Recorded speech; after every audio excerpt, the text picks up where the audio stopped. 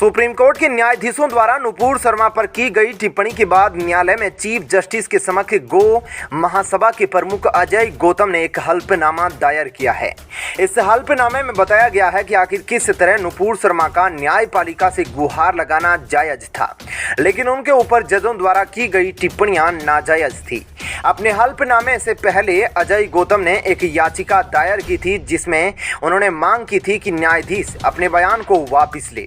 अब न्यायालय में दायर किए गए इस ताजा हल्फनामे में केस से जुड़ी विस्तृत जानकारी और वाजिब सवाल है। अपने हल्फनामे में याचिकाकर्ता ने नुपुर शर्मा केस में पूरे घटनाक्रम को बिंदुवार ढंग से बताते हुए पूछा कि आखिर बिन ट्रायल या अपील के कोर्ट ने अपने निष्कर्ष कैसे निकाल दिए कि उदयपुर हत्या का असली आरोपी नुपुर शर्मा है। उन्होंने पूछा, क्या नुपुर शर्मा दिल्ली में हुए हिंदू विरोधी दंगों और लखनऊ में कमलेश तिवारी की हत्या जैसी घटनाओं का उदाहरण देकर पूछा, क्या उनके पीछे भी नुपुर का हाथ है।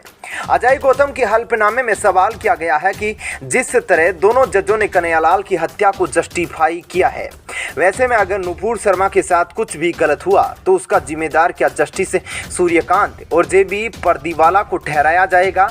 क्या अगर जजों की टिप्पणी के बाद कोई इस निंदा के लिए कोर्ट किसी को आहत करेगा तो उसके लिए दोनों जज जिम्मेदार कहे जाएंगे? हल्फनामे में यह भी कहा गया कि जजों के बयान से देश में सुरक्षा का खतरा पैदा हो गया है।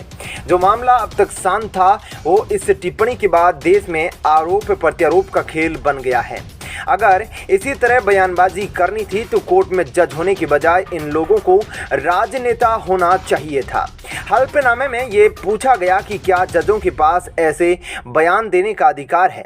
अगर नहीं तो फिर इस प्रकार न्यायपालिका की शक्तियों का दुरुपयोग करके क्यों देश को ऐसी स्थिति में ला दिया गया है जो देश में दंगे तक करवा सकती है।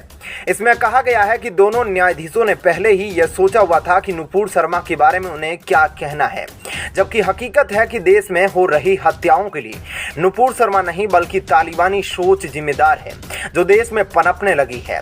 आगे हल्फनामे में वो तमाम जहरीले बयान उदाहरण के तौर पर दिए गए हैं जिन्हें आज तक कट्टरपंथी खुलेआम देते रहे हैं, लेकिन उन पर कार्रवाई नहीं होती। इस लिस्ट में अकबरुद्दीन ओवैसी का वो बयान भी है जिसमें उसने हिंदू देवताओं का अपमान किया और कहा कि वो लोग 15 मिनट में हिंदुओं को देश में साफ कर देंगे।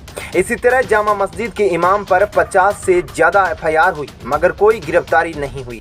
याचिकाकर्ता ने अपने हल्फनामे में कहा कि उनके पास इस मामले में जरूरी कार्रवाई के लिए भारत के चीफ जस्टिस से गुहार लगाने के अलावा कोई और विकल्प नहीं बचा है।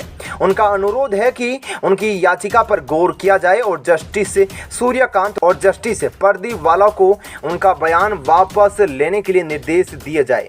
इसके अलावा नुपुर शर्मा की याचिका पर चीफ जस्टिस स्वतः संज्ञान लेकर सभी मामलों को एक जगह जोड़ दे और कोई भी ऐसा निर्देश दे दे जो तथ्यों और परिस्थितियों को भांपते हुए उचित लगे।